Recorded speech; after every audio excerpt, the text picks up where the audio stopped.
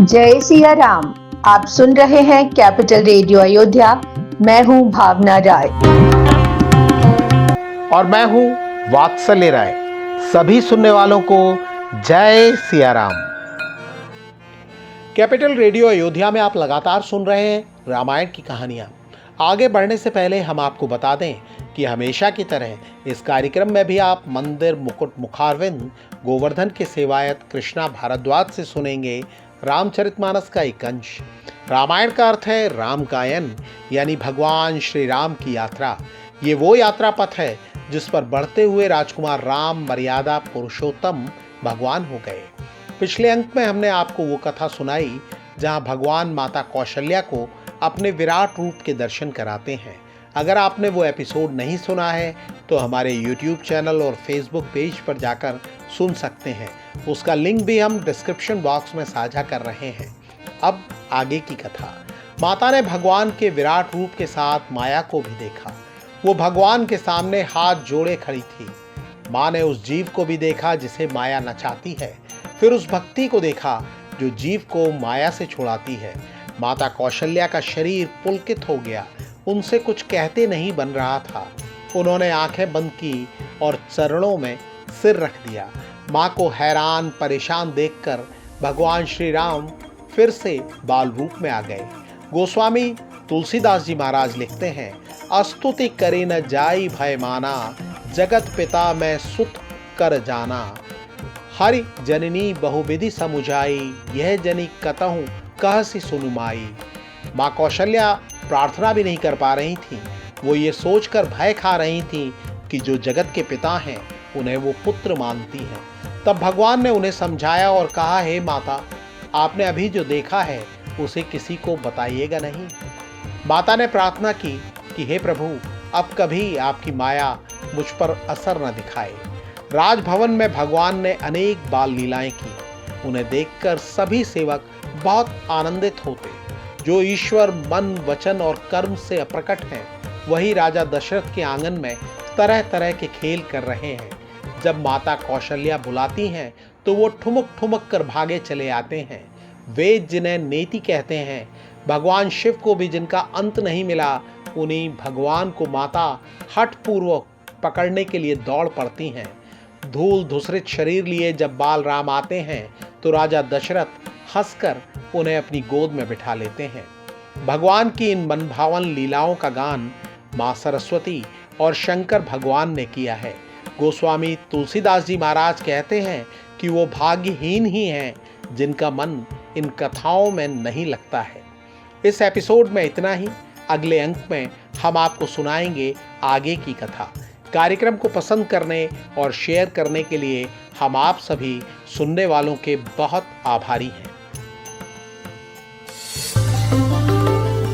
और अब प्रभु श्री राम के चरित का बखान सुना रहे हैं मंदिर मुकुट मुखारविंद गोवर्धन के सेवायत कृष्णा भारद्वाज।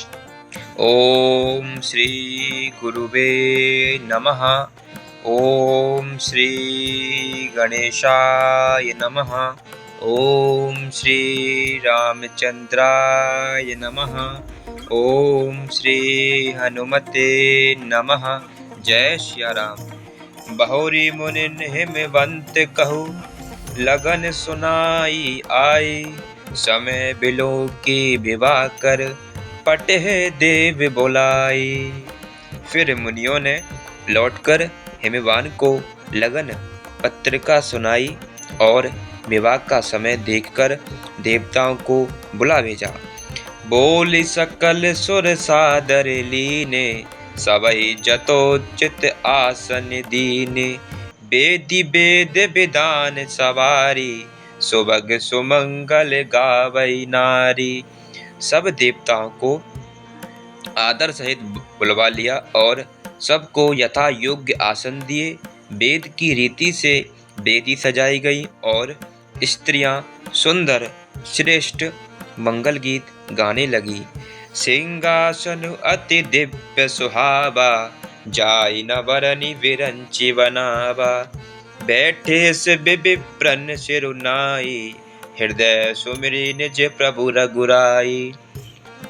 वेदी का पर एक अत्यंत सुंदर दिव्य सिंहासन था, जिसकी सुंदरता का वर्णन नहीं किया जा सकता, क्योंकि वह स्वयं ब्रह्मा जी का बनाया हुआ था। ब्राह्मण को सिर नवाकर और हृदय में अपने स्वामी श्री रघुनाथ जी का स्मरण करके शिव जी उस सिंहासन पर बैठ गए। ओम श्री गुरुवे नमः। ओम श्री गणेशाय नमः। ओम श्री रामचंद्राय नमः।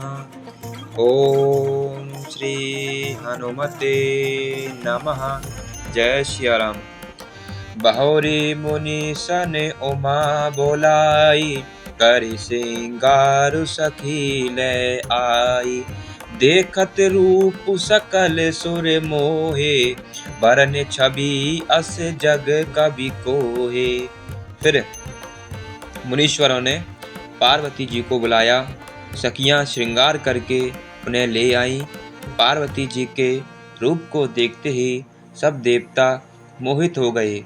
संसार में ऐसा कवि कौन है जो उस सुंदरता का वर्णन कर सके। जगदम्बिका जानी भव बामा, सुरन मनई मन की न प्रणामा। सुंदरता मर जाद भवानी, जाई न कोटे बदन बखानी।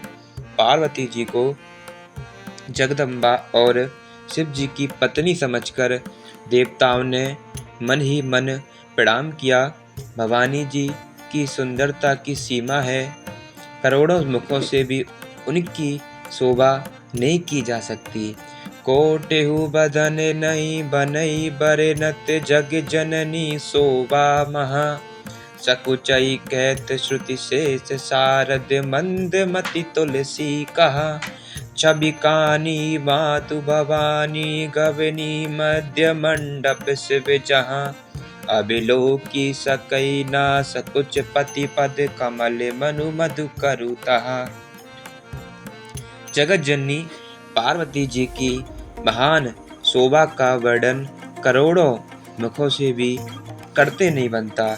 वेद शेष जी और सरस्वती तक उसे कहते हुए सकुचा जाते हैं। तब मंद बुद्धि तुलसी किस गिनती में है।